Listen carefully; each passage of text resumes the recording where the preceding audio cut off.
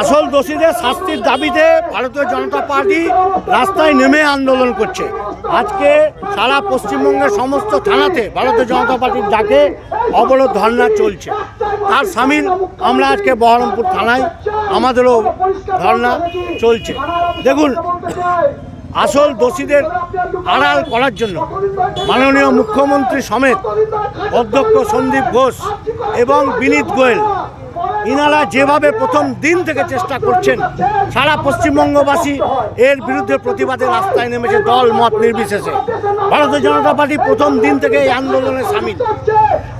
আমরা যে তথ্য সমেত দাবি তুলে ধরেছিলাম, মহামান্য সুপ্রিম কোর্ট আগামীকাল কোর্ট থেকে সেই দাবিগুলোই তুলে ধরেছে।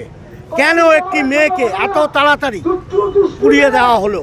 কেন মেয়েটির পোড়ানোর পর রাত্রি 11:30টার সময় এফআইআর হলো?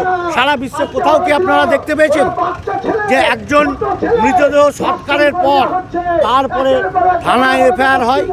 সবটাই হচ্ছে গরমিল। কাকে লুকানোর চেষ্টা করছেন স্বয়ং মমতা ব্যানার্জি আমাদের জানা নেই। এবং তিনি শাসক হয়ে তিনি রাস্তায় নেমেছেন জাস্টিসের জন্য। কি নাটক আজকে পশ্চিমবঙ্গবাসী দেখতে পাচ্ছে। এই নাটকের বিরোধিতা এবং আসল দোষীদের শাস্তির দাবিতে আমরা আজকে রাস্তায় নেমেছি। বহরমপুর থানায় আমাদের অবরোধ চলছে।